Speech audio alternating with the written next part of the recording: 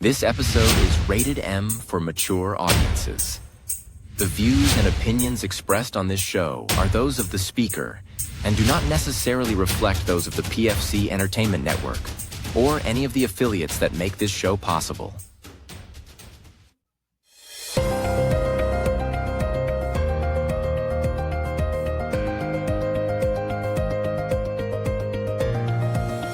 This is the Pure Fury Creations Entertainment Network. Where's the beat? And that's when you're wrong.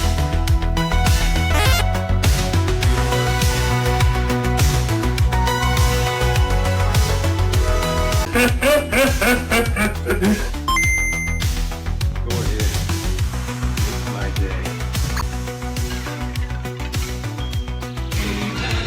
And the masters of the universe. Something that you enjoy, like TV Guide. Mr. Gorbachev, tear down this wall. I pity the fool.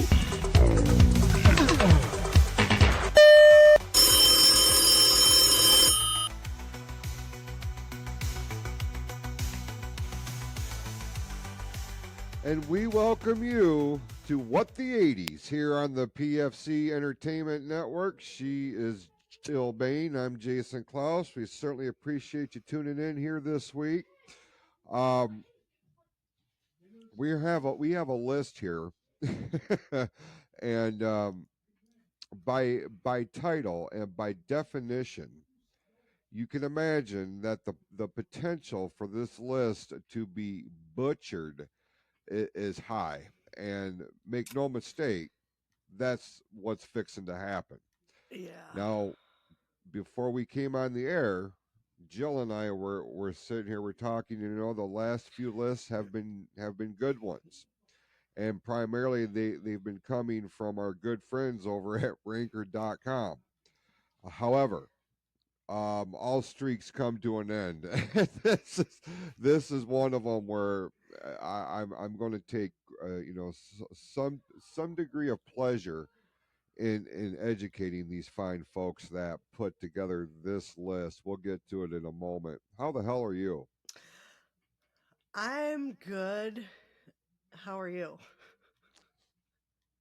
Listen, I have an update. Yeah. Last week I asked you if you had heard about the blackberry Dr. Pepper. Did you try it? I did yesterday, as a matter of fact. I've been looking for it because what I generally do is I look for like a 20-ounce bottle before I commit to like a 12-pack or something like that. Because if it's the drizzling shits, I want no part of it, and I waste money. Yeah.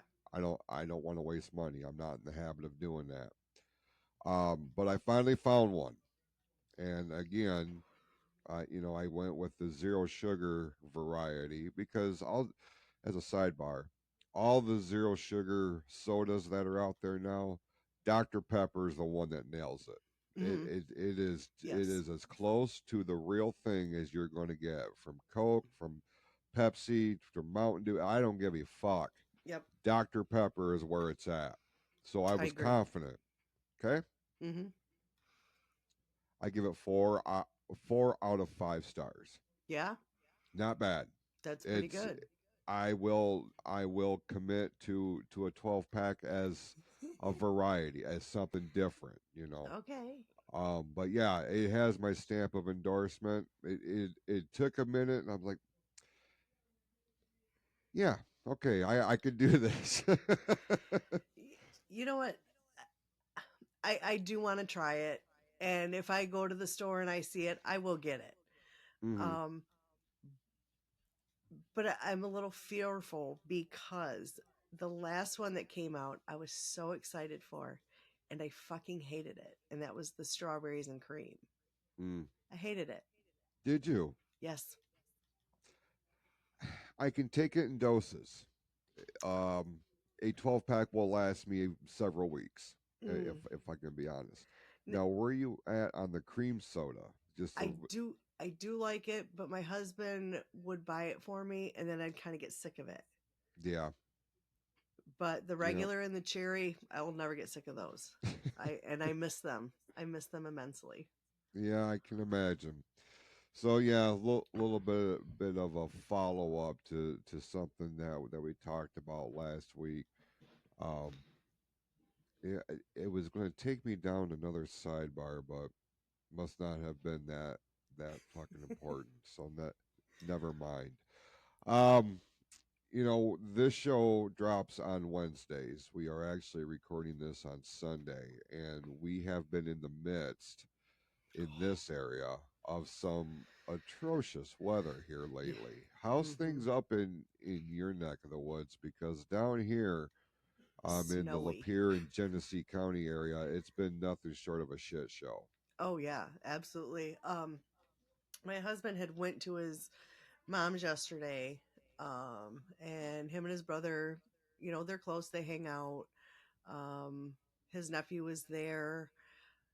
They smoked some ribs and probably some other shit too. Um, and he had called me. He said, "Yeah, I'm gonna take a little nap and then I'm coming home." And this was about 11 o'clock at night. And I'm like, "No, I don't think it's a good idea." And he said, "I did get up. I was gonna come home, but it was freezing rain outside. Mm-hmm. So I went back to bed." And I'm glad he Uh, did.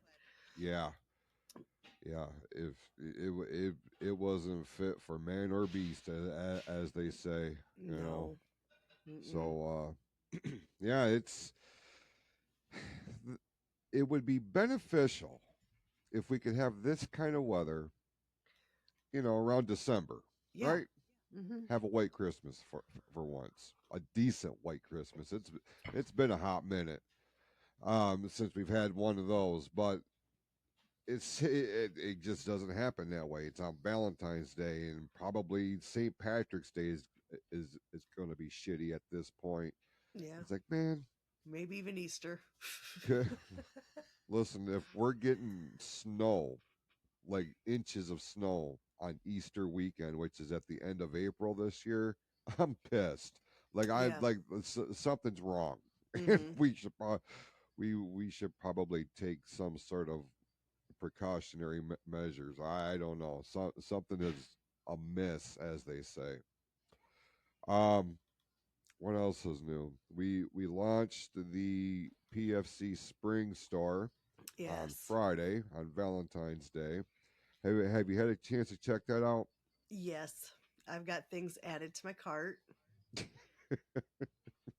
I'm just waiting until next week's paycheck, the big one, Mm-hmm. and Mm-hmm. I'm going crazy. I can imagine. I can imagine because I'm very much with you. I also have a cart, Mm-hmm. and I am also waiting for next week's check. So, So yeah, we're on the same wavelength there. Yeah. I I can report that I did get a notification from our friends over at Printify that somebody went ahead and bought 2 jerseys and 2 hats, Ooh. and I was like, oh goddamn! I mean, within like the third day of was it? Yeah, this would be the third day. So sometime this morning, Okay. somebody placed an order. I'm like, that's awesome. That's a good feeling, you know. Yeah. Oh yeah.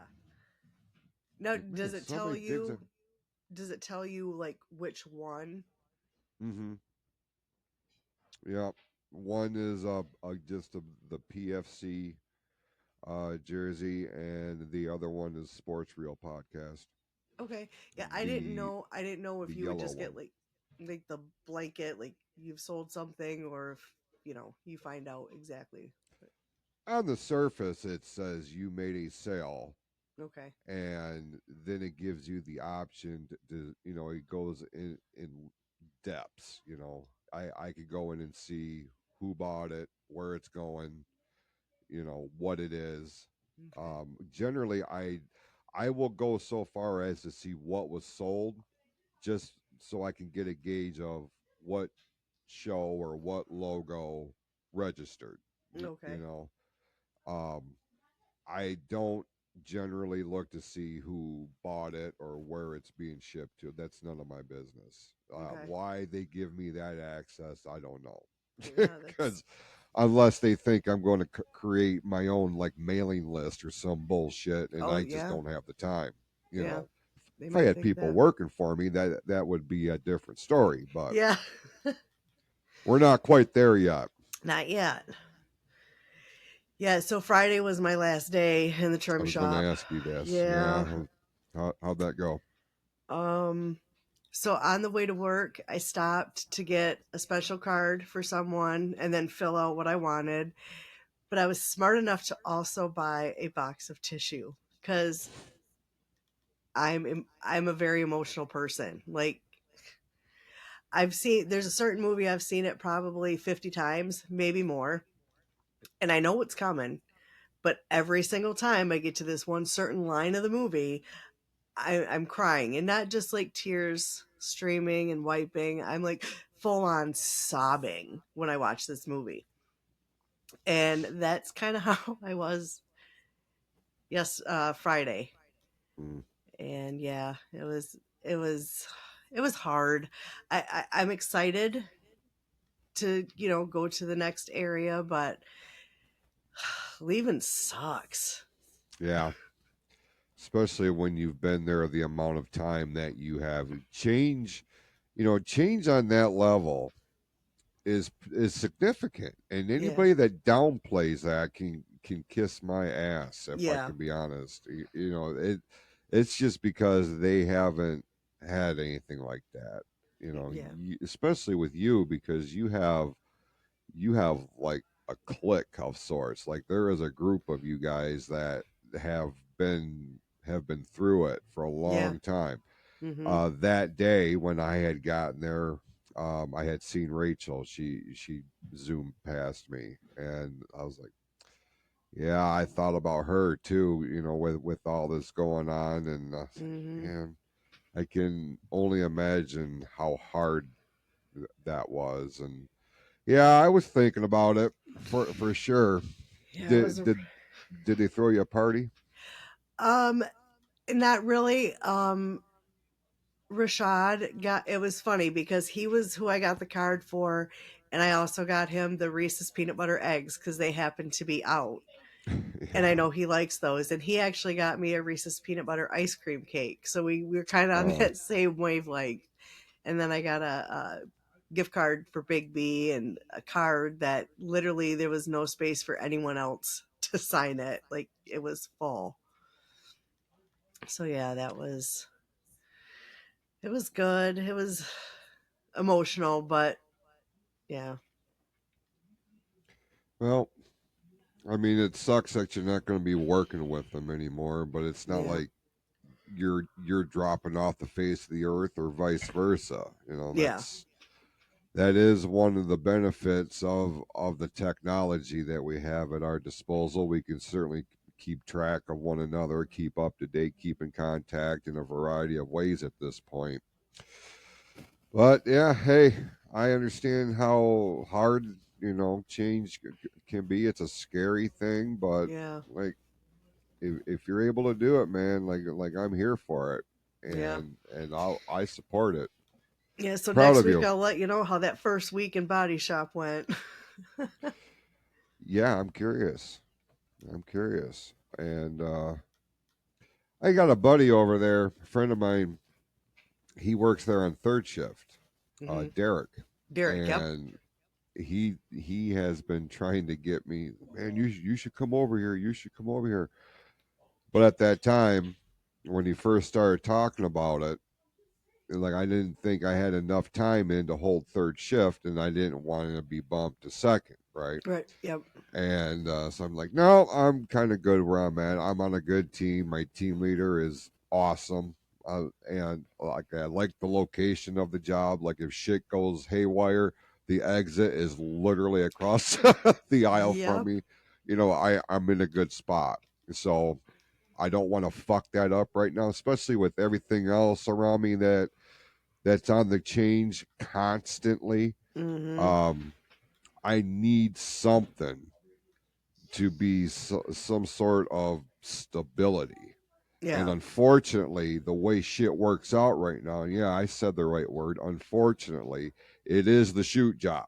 Like that is the one thing that is consistent, and I don't have to generally stress out about. Yeah. You feel me? Mhm. So when I get everything else kind of settled down, then I'll start exploring different options. But I mean, I say that it's not like, oh, well, you're not trying to expand the network. Actually, the network gets all my available time and energy. What can Yeah. we do here? Just keep throwing shit at the wall. I Speaking of might. throwing what? I was sorry. I was gonna say I might have to turn off my camera because I just noticed my battery on my laptop is low, and no one wants to see me plug this in because it's like a game of Twister to plug my laptop in. So I'm still here, but I'm gonna shut the camera off for a second. Okay, all I right. think I haven't done it yet. Okay. No, like you're still there and Twister. Oh, All right, maybe I'll turn it just a little, and then nobody will have to see it, there you go. There you go. Well, listen, or at least while not you're all of it. doing, listen. We mentioned the PFC online store a little bit ago, and this is what we're talking about here. It is the new lineup of baseball jerseys and hats and things of this nature. That is, and this is just a sampling of it. There's a lot more on there. You can go to pfcspring.printify.me and check out all the cool new merchandise. Like we said, we both Jill and I have carts full, ready for um, distribution, as it were. So, Yeah. listen, guilty pleasures.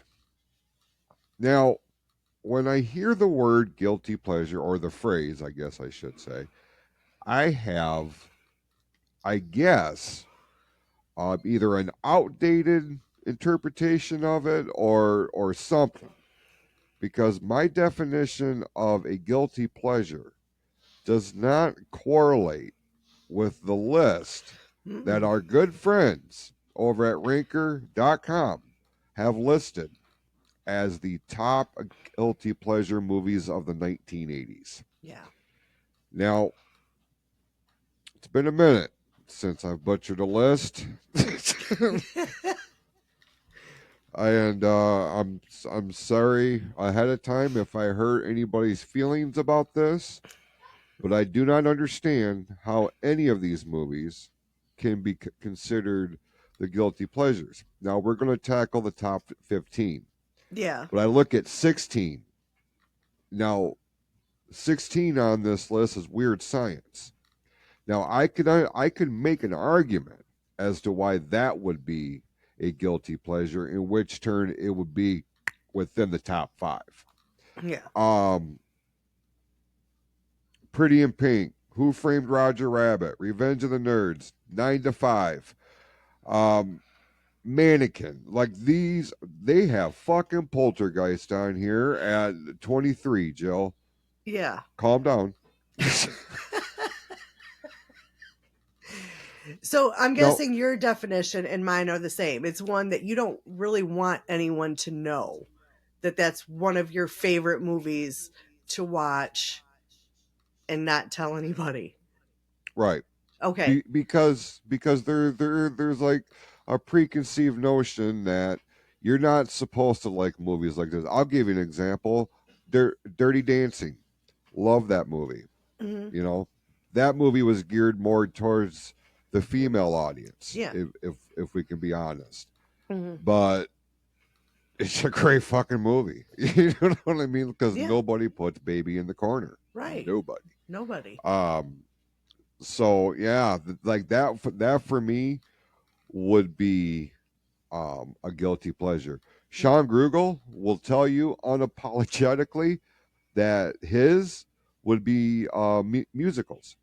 He enjoys a good musical, and Okay. I can understand that. Okay, so then you, me, and Sean would all have a musical because mine, and I really don't give a shit who knows it, is Grease 2. No, okay, you had me at Grease. You lost me at 2. I love it.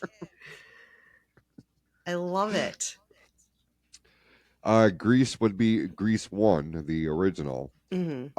Would be my another one of my guilty pleasures. Even though there is a scene in that movie, I will fast forward every single time because it annoys me to no end. The beauty school dropout segment with Frenchie and was it Frankie Frankie Avalon, Avalon. Yep. and I just cannot fucking do it. It Yeah. is too much.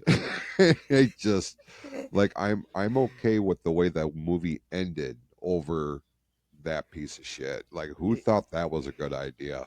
Not Yeah, me. I agree. I agree.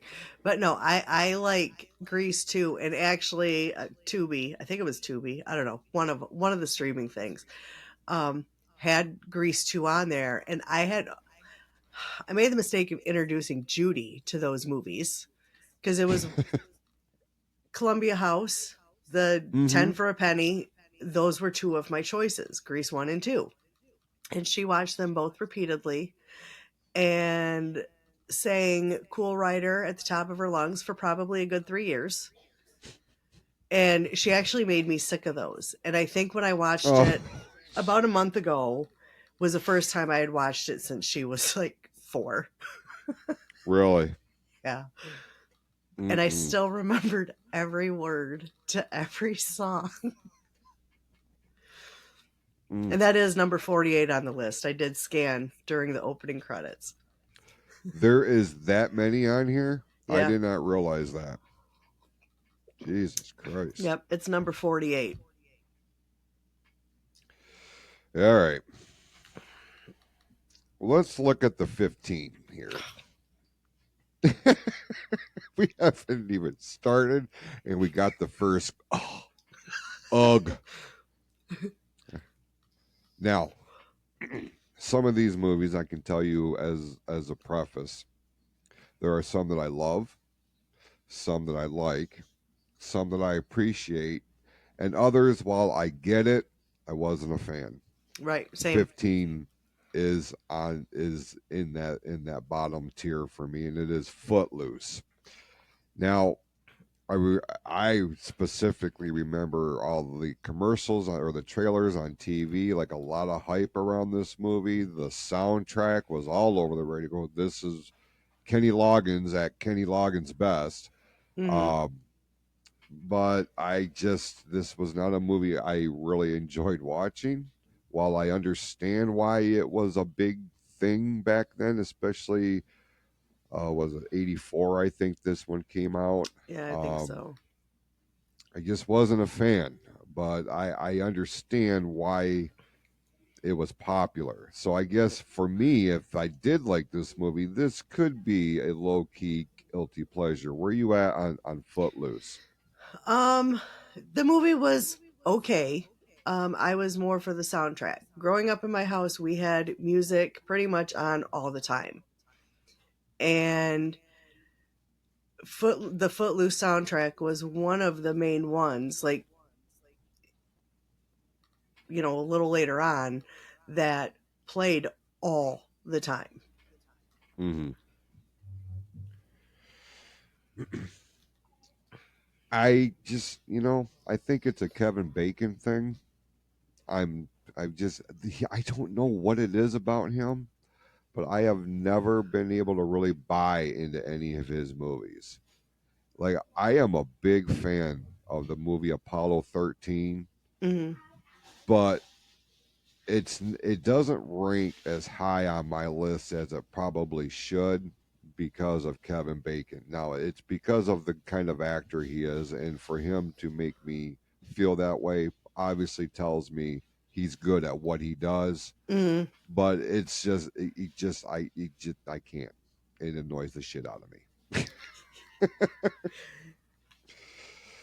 Okay, 14 is Police Academy, the original. Would it make this list because it is just so far over the top on the comedic aspect that you just can't buy into this, and this is why people would consider this a guilty pleasure, but does it really, by definition, rank as one? Because this movie was fucking huge. Mm-hmm. This was number one at the box office for a while, and it made stars out of three Steve quarters of the Gutenberg. cast. Yeah. Yeah. And Look at that on it's the got Police what, Academy. 170 sequels? Yeah. Like, Yeah, to the point to where I think the only original one, um, who the fuck knows at that point? yeah. Maybe the second producer in charge of lighting. I don't know. Yeah, that Yeah. did. It spawned a lot of sequels. I watched it multiple times.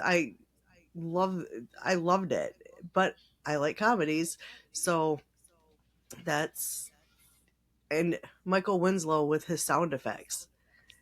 Some of them are just crazy.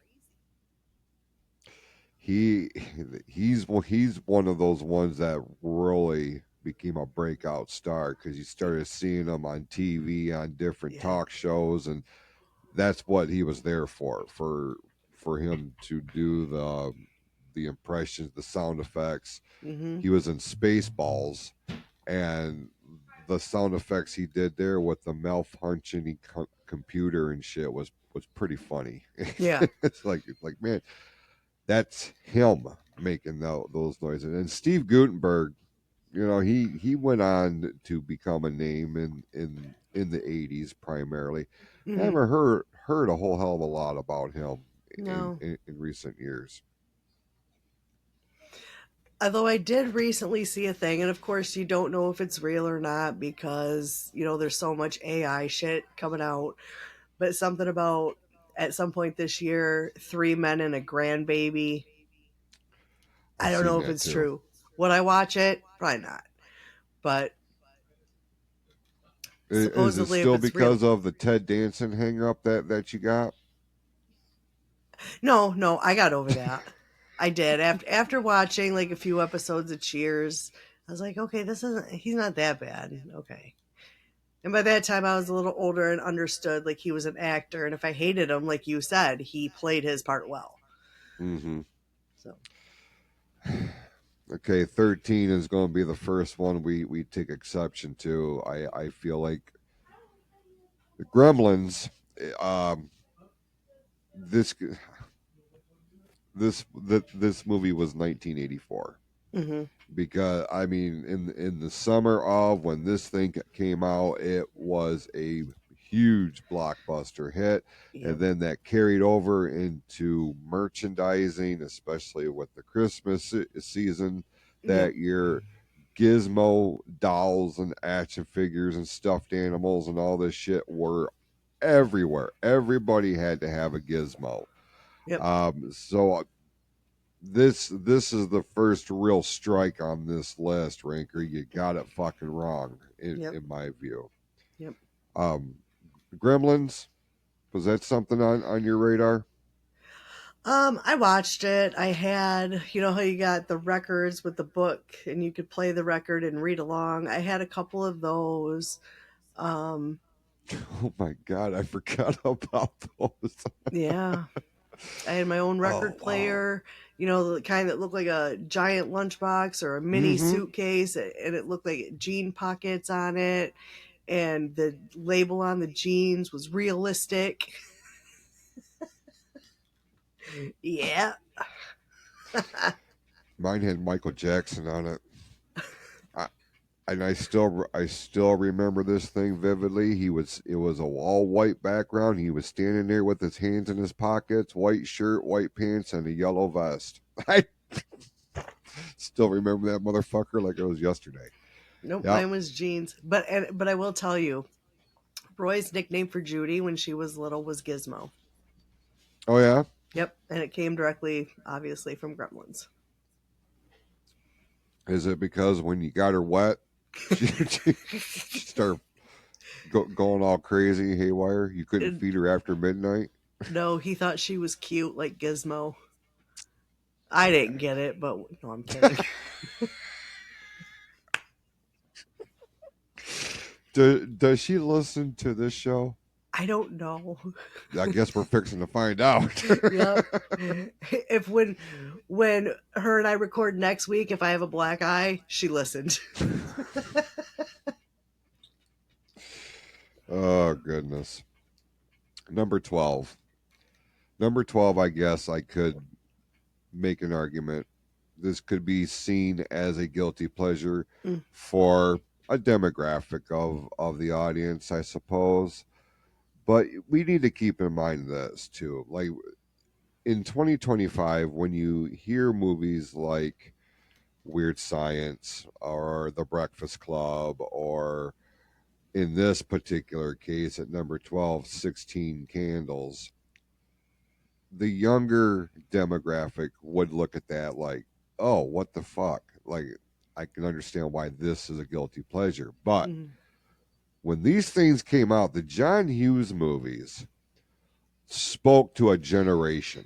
Yep. And the footprint and the impact that it has made on pop culture, what you could not argue this.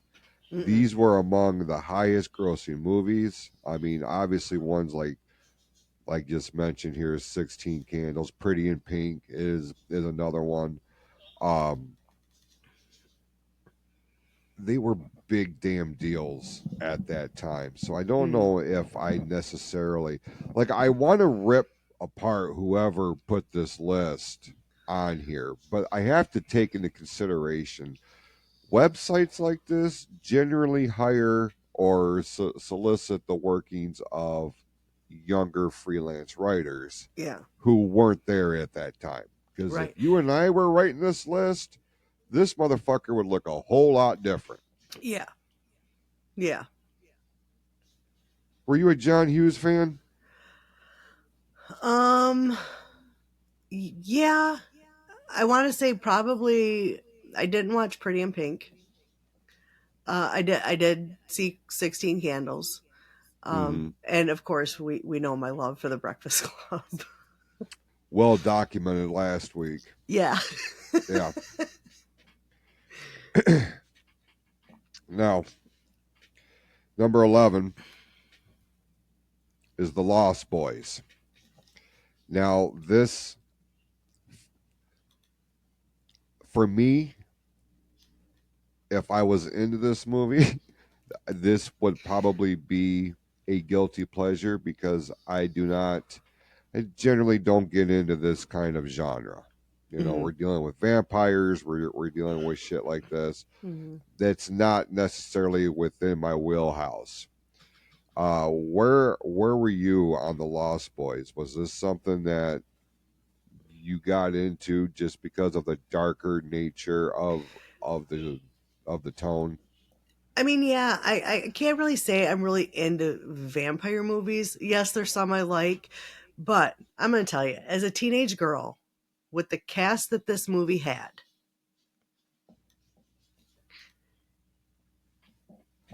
you know, you got Jason Patrick, and not really big on Kiefer Sutherland, but some of the other ones, yeah, it was about, they were nice to look at for a teenage girl. So yeah, certainly that was a lot of the underlying promotion behind this. You know, we're not going to be winning Academy Awards with this one. We're just going to give you something to look at for 90 minutes. Yeah. You know? Oh, yeah. Okay, number 10. Yeah.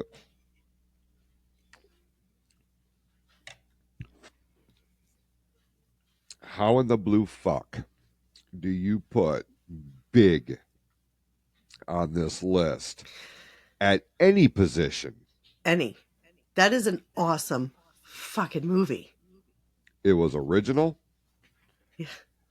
Tom Hanks, Robert Loggia, Elizabeth Perkins, John Hurt. Just this movie was wonderful, I love it. and I I really don't know anybody that doesn't like it on some level. Mm-mm. And if they don't like it, it's probably because they haven't seen it.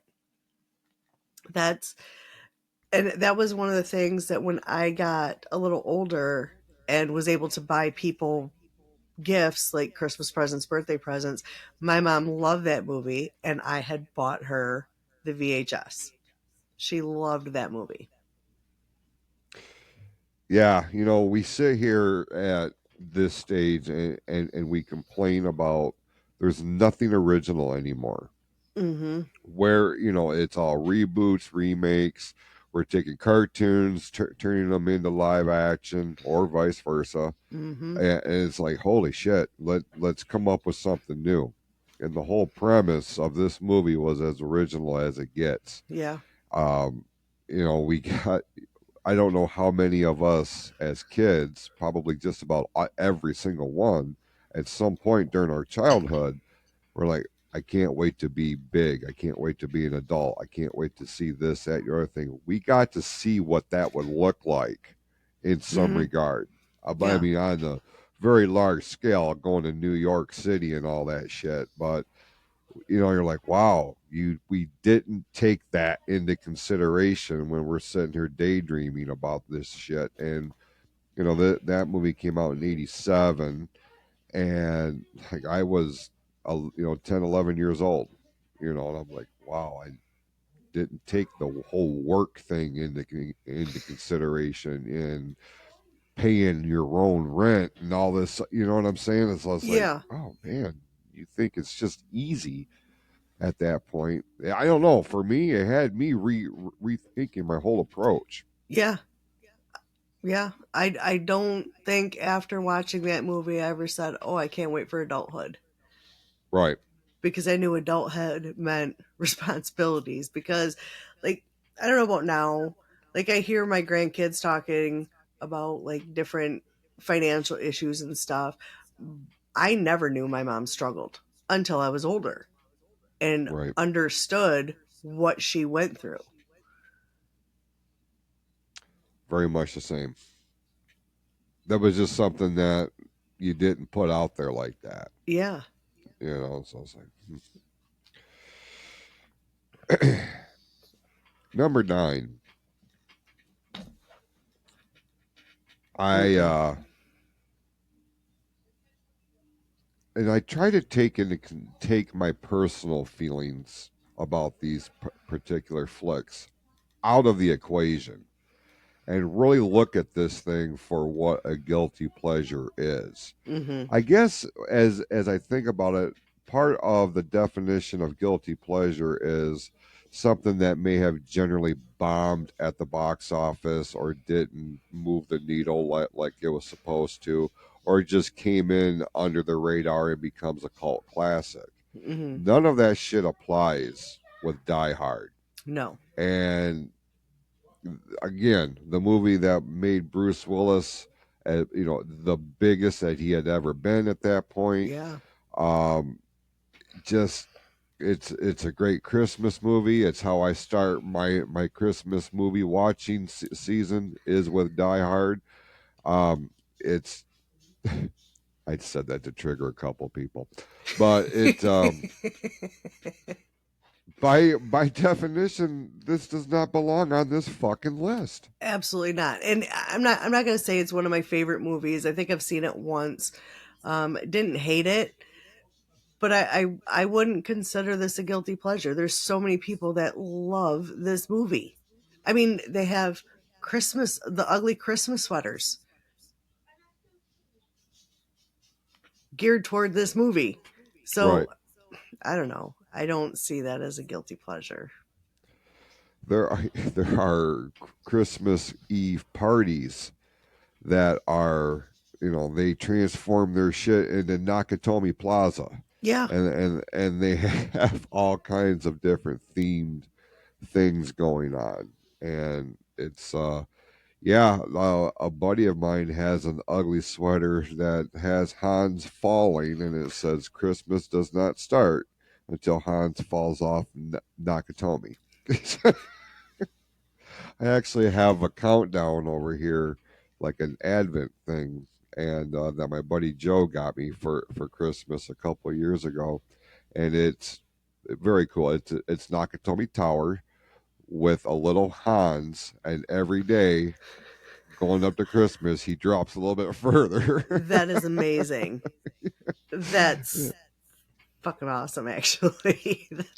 I actually have it out all year round. I really love that thing. Well, I mean, you should. That's pretty freaking cool. Last week, we played a clip of we talked about catchphrases on the show last week, and we played a clip from one of my childhood favorite movies. And again, one of these things, I guess, in some aspect, I could see why this would be a guilty pleasure. But if we're ranking the guilty pleasures just because of the success that this movie had, it shouldn't be on, especially in the top 10. No. The Goonies. I just don't understand it. Why? It's what makes me wonder, what the age of this particular collaborator was, because, man, I have a theory. is it because it's centered around kids? Because we kind of saw that with the Lost Boys too, a younger demographic. But if we're going that route, why aren't we seeing movies like Stand By Me? You know what I mean? Yeah. That's one that you could make an argument for, because it was a success, but it didn't make that long-term impact. Yeah. The general impact that I think they were looking for. But I don't know.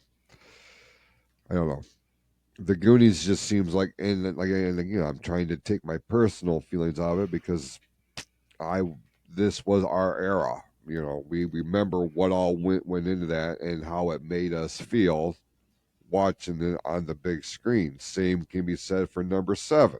Yeah. Ferris Bueller's Day Off.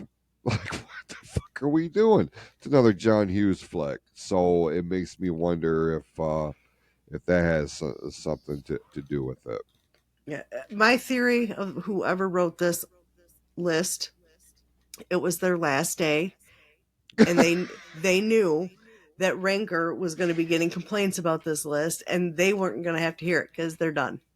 Right. That's my theory about whoever wrote this list. Now, I tried to be fair, so I can see where number 6 would land on this list in the top 10. I can, because especially when the sequel came out here not all that long ago, a lot of people went back and watched the original that came out in 1988, and they look at the movie differently now than they did maybe 5, 10, 25 years ago. Beetlejuice. Now, I can tell you, I will rewatch this movie a couple times a year, and I still have as much fanfare and appreciation for it now as I did back in 1988. With that being said, I haven't yet to see the sequel. I haven't either. Did you like the original? Yeah, I did. Yeah. Beetlejuice, I feels like, becomes one of them cult classics. Yes, I agree. And yeah, it was like, I can remember going to the theater and watching it a couple times, like on cable. I mean, I haven't seen it in years, but I liked it. I haven't not watched it because I don't like it. I just,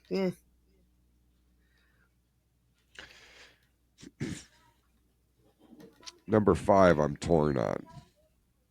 I'm torn on number 5 because it doesn't fit within my area of interest. When you start talking about archaeology and all this stuff, like, I appreciate and respect the shit out of people that have dedicated their lives in this industry. Hmm. It just does not register with me. Me neither. But it's this saga that really started to put it on a bigger realm of exposure. Indiana Jones and the Raiders of the Lost Ark. Hmm. This is the first of the Indiana Jones movies. Really, it's helped solidify Harrison Ford as somebody other than Han Solo. Yeah. Like there was hope that he was not just going to be known as Han Solo. Now he's known as Indiana Jones. Yeah. But I don't know. This was a pretty big movie. Steven Spielberg, Hmm. this was one of his movies. Again, you couldn't make a blockbuster in the 1980s without his fingerprint in it in some way or another. Like this Hmm. was his project, and I just don't feel like it winds up being a guilty pleasure. Like everybody seemed to gravitate towards Indiana Jones. Yeah, I definitely don't see it as a guilty pleasure at all, unless you're one of them people that like the foreign artsy films. Then I could see this being a guilty pleasure. But There you go. for just the everyday average movie watcher, no, it's not a guilty pleasure. You bring up a tremendous point. And what if, based on what people do or what their status is or what have you, that's why these movies would be guilty pleasures, because you take, we'll use a multi-millionaire, an entrepreneur, somebody who built his own business, maybe not publicly traded, but doing enough business where you're generating a considerable amount of income. You're looked at as powerful. You're looked at as you're the boss. You did the damn thing. Like there's this aura about you Hmm. that you are above, or that you're somebody of something. So I can understand why watching a Beetlejuice may be perceived as not cool, for the lack of a better term, Yeah. or unsophisticated, or dazed and confused. I know that's a little bit later on, but Good movie. our yeah, I love that movie. Fast Times at Ridgemont High, I guess, to keep it in 80s perspective. So I guess I didn't take that part into consideration. I'm looking at this as the overall impact on pop culture, because Hmm. coming in at number 4 is still one of these movies we have referenced it several times at great length last week, reenacting one of the scenes in there. But The Breakfast Club did not generate a tremendous amount of money at the box office. But my God in heaven, we are still talking about this movie to this day. And the center of actors I mean, it was Pretty in Pink, it was 16 Candles, it was these John Hughes flicks Hmm. in the 80s. Um, so I guess in some regard, I can see an argument for The Breakfast Club, but in terms of impact on pop culture as a whole, man, you'd be hard pressed to find another one that resonated like this one did. Yeah.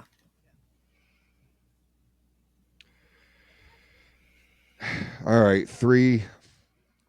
I could see where this would be a guilty pleasure for. We'll just go ahead and say it what it is. Medley Men, Hmm. but I'll go on record and tell anybody this is the perfect movie. It has everything: drama, comedy, romance, suspense, action, and Andre the Giant. How can it go wrong? Where are you at on Princess Bride? You don't look like you're impressed. Um, I can't lie, I've never seen it. Jill, listen. I'm going to find out on what actually this is worth looking up right this. Actually, it tells me right here. Streaming. Do you have Disney Plus? I don't. My daughter keeps telling me to get it though. Okay. Do you have Apple TV? Nope. Okay. Do you have do you have Prime Video? I do. Okay. But now It is ask me if I ava- actually use it. No. Jesus Christ. I'm trying to help you here. I need you to sit down at some point. Maybe not this week, but at some point, I need you to sit down. I need you to watch this movie because there is a little bit of everything in this, Okay. and there are so many names in there. Yeah. It's Yeah, because Mandy Patinkin's in it. I know he's in it, right? Who the fuck is that? I think he's the one that wants revenge for his dad or something. Oh, because okay, I've see. seen clips. I've seen clips Indigo of it. Montana. Yeah, but I've never seen the entire movie. I've seen clips. It's not the same. I know this. No, it's not. Yeah, you really should watch this. It's a good date night flick. I think Roy will even enjoy it Okay. if he hasn't seen it. Because like I said, there's some funny ass parts in it. You got to suspend your disbelief because it's of a fantasy nature, but the story is very good. And speaking of good stories, this motherfucker almost puts me into a fit of rage that this would be considered a guilty pleasure because it is one of the greatest movies ever made, hands down. Yeah, hands down. I will argue with anybody about this. The original Back to the Future. How is that What a are we guilty doing? pleasure? How is it What a are we guilty doing? pleasure? That's a good movie.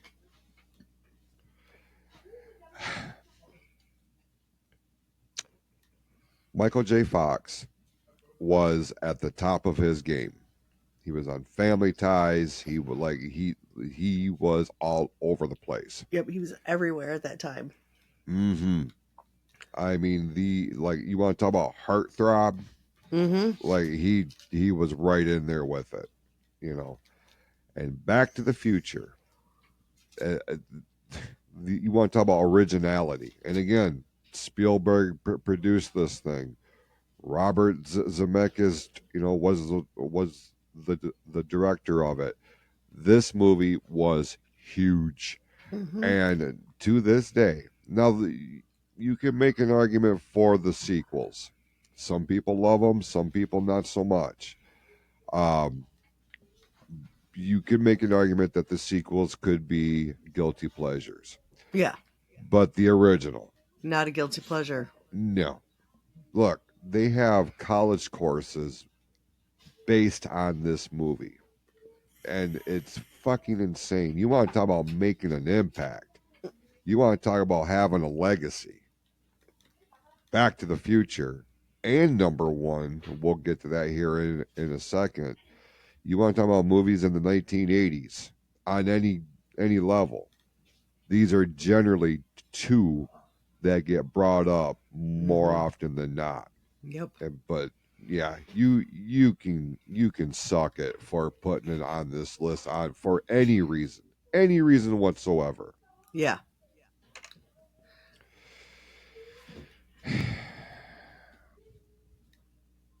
Number one. To some, I can understand. But it would also be at number 50 in terms of guilty pleasures because this movie changed the game for so many reasons. It was ahead of the curve for so many reasons. It had established actors that became megastars with this. It spawned sequels. It spawned breakfast cereal. It spawned its own flavor of high C. That's when you know you did something. Yeah. Ghostbusters, god damn it. Like, what the, how is this a guilty pleasure? That I don't understand. This son of a bitch was everywhere. Everywhere. We had Ecto Cooler, Hmm. green Ecto Cooler. To this day, everybody was talking about the little individual pouches, or the little boxes, the juice Hmm. boxes. Yep. Do you remember the big tin can of the shit? When High C came in a can and that you had to take the can opener and Yep. open it up like that? Yep. They had the Ecto Cooler like that. Hmm. I remember. A lot of people do, like, they had it that big. I'm like, goddamn right, that's how we had it. That it would be gone within a day, within an hour. Who am I kidding? As soon as we opened one up, it was over. Over. I thought about that earlier last week. I'm like, oh, I gotta remember to talk about that. So I'm glad that this came up, so I could remember the High C and the tin cans. Yep, that was those were the days. Um, Yeah. so yeah, so Ghostbusters. God damn it. Were you a fan of the sequels or the No. sequel for the original? Never watched it. Really? Nope. Because it's one of those things, and we talked about it before, movies that shouldn't have sequels or be remade, and that to me was one of them. Oh, yeah, and I can understand why. Because when you capture lightning in a bottle like that, Right. anything after that, you really risk diminishing it because it was just such a huge success. Same can be said with Back to the Future. Did we Hmm. need two and three? For me as a fan, um, like, I appreciated it, and I appreciate how they tried to tie everything back around. And it was, especially with the second one, with the whole time split and all that. Like, I had to watch that a few times because the first time I watched it, I was very frustrated, especially with the way it ended. Like, I was like, no, fuck no. What are we doing here? So I had to watch it two or three times to finally figure out, oh, this is what they're doing. Okay, okay, well, this makes sense. And then the third one was cool for what it was. It was different. It's set in the Old West, like 1885. So you got to see Hill Valley as it was, you know, very early on, just one lane and all the cottages and shit. Yeah. Um, so I mean, I did appreciate that, but did we need it? Probably not. No. That's why you'll never see a sequel to E.T. because it was Exactly. just too perfect of a movie. Yeah.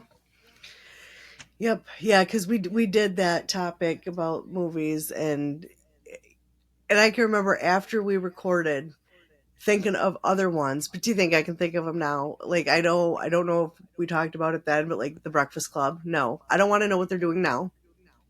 I've Right. got what they're doing now in my head, and that's all I need. I don't really give a Hmm. shit.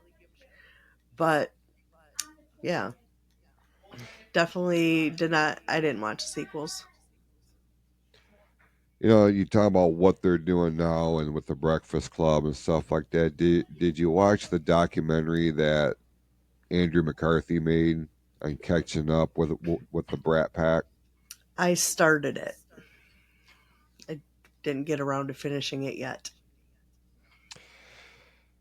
It was all right. It was okay. It I really appreciated how he ended it. He made lemonade out of a lemon, Hmm. because the premise of it is he's trying to get a hold. I don't want to give too much away, but he wasn't able to reconnect with all of them, Yeah. and there was one that was elusive. And I don't know if you haven't checked it out and you're a fan of those movies. It's on Hulu right now, so check Hmm. that out. Can't remember exactly what the title of it is. It may be Brat Pack. I can't. I don't remember. I think Brat But Pack very was well done. somewhere in the title. Now, do you know the Yeah. very last thing on this list for guilty pleasures is He Said, She Said? You might not Never like it. It's seen a it. Kevin Bacon movie. As soon as you said that, I'm like, I recognize the name. I know I didn't watch it, and I had a feeling it was because of Kevin Bacon. Yep. So Kevin Bacon was in it. I might have seen it. I don't know. Maybe I did. Now, 55. And this was one of those movies. I, as a kid, was a huge fan of the star of this movie. I had one of her cassette tapes and I listened to it nonstop. Xanadu. that would be the definition Of guilty of pleasure. a guilty pleasure. Yes. Yes. And you know what? As I was such a big fan, but my dad, being working at a theater, gave a lot of unsolicited movie reviews. And I remember him saying, it's trash. And I wish I didn't have to play this movie and blah, blah, blah. And I got to sit through it for 7 nights, twice a night.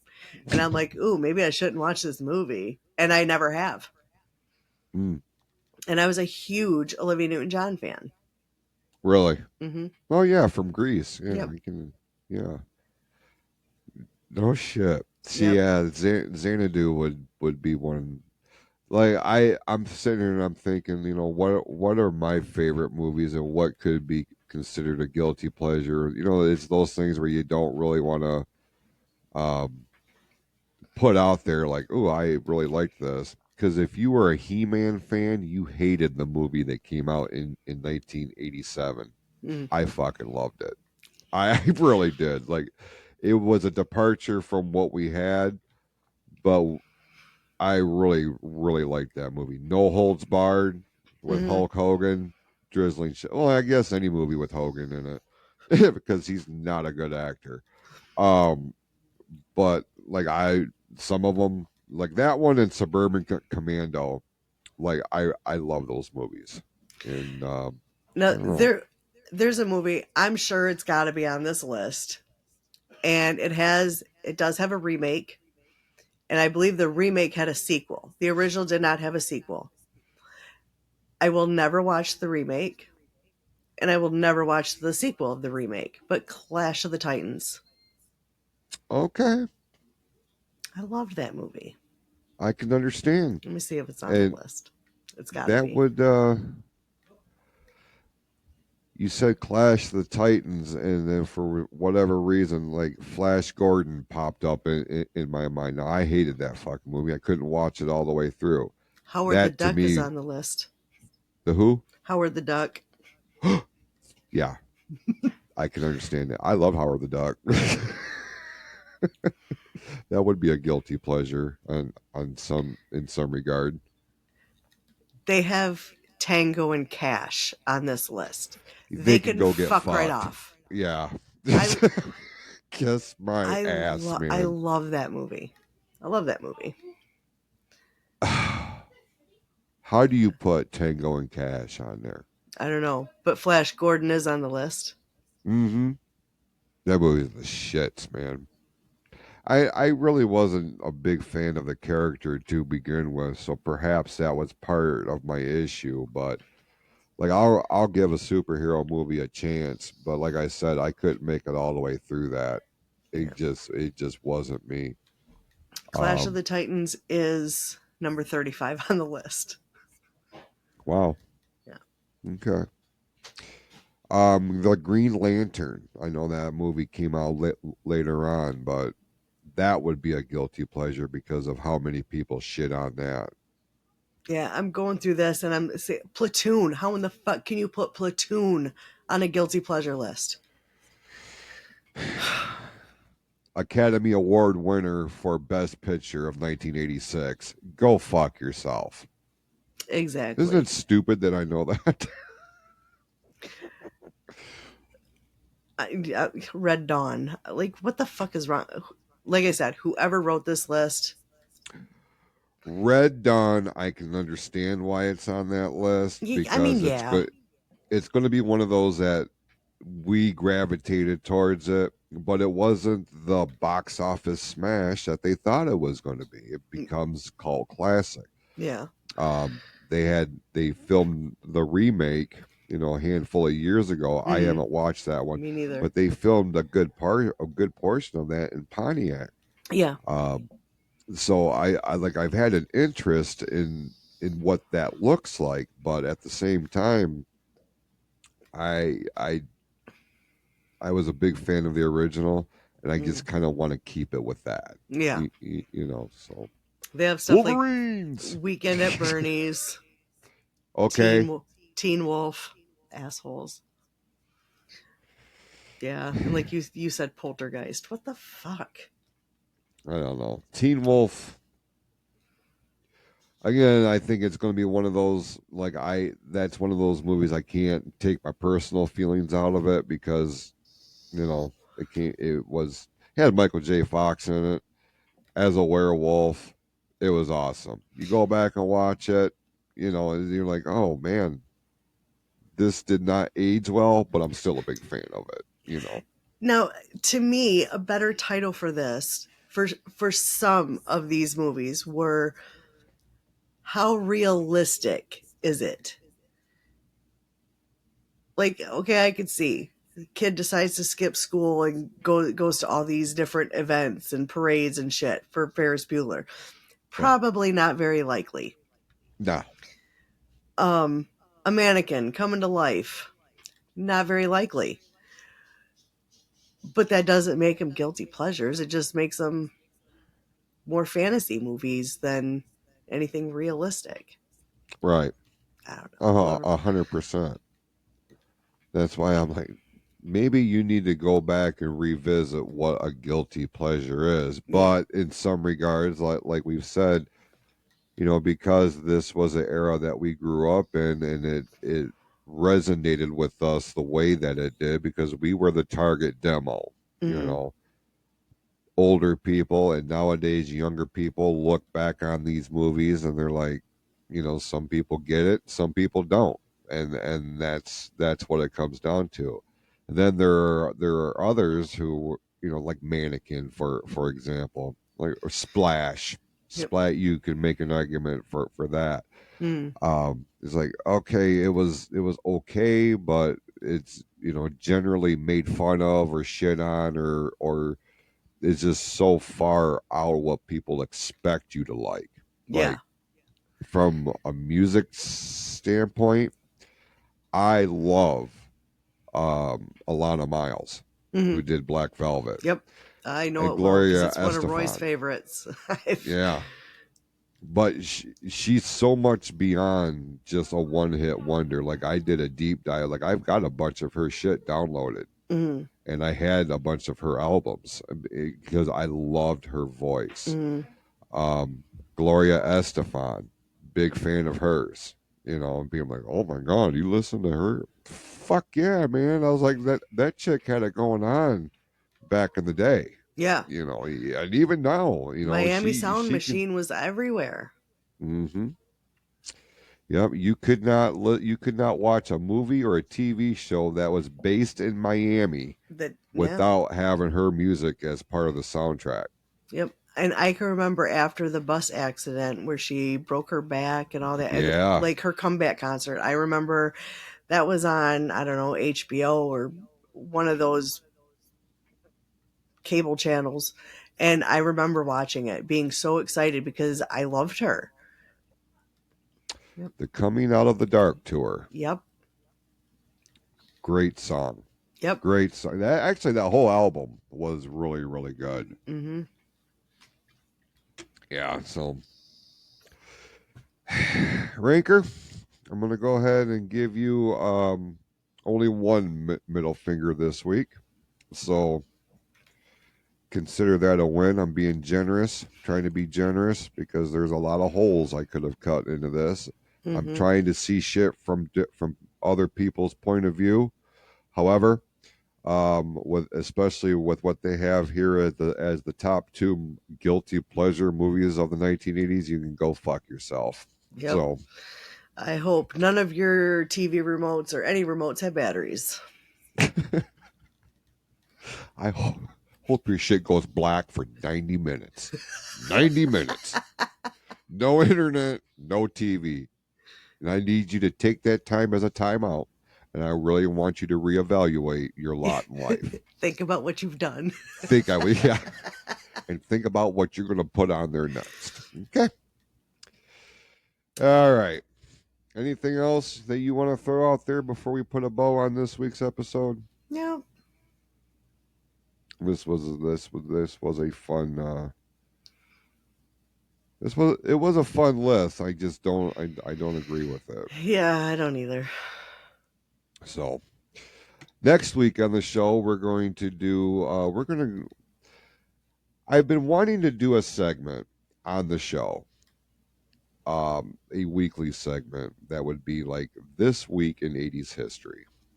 And what's been happening is I haven't given myself enough time to do research on that particular segment. But so what I'm going to do next week, I think, Jill, unless something else pops up, we're going to do kind of a test run on that. We're going to designate next week's show. I'm going to focus, do my homework, and we're going to go back to next week in 80s history. What was happening the week of this date to this date in the 1980s?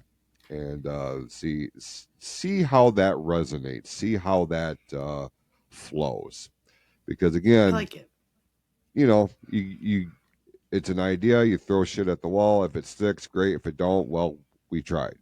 Yep. And we encourage everybody to let us know what you think, what you want to hear, what you want us to talk about. Send us your show topic ideas, your questions, your comments, anything of the sort, over to the PFC Entertainment Network Facebook page, or Klaus to the Heart at gmail.com or pfcnetwork.net.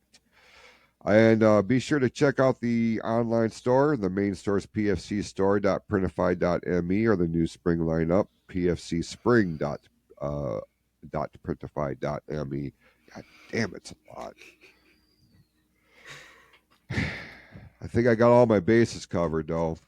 So, Jill, always a pleasure, my dear, and looking forward to talking with you next week. And I hope your first week at your new location goes well. I'm looking forward to the report. All right, you'll definitely get one.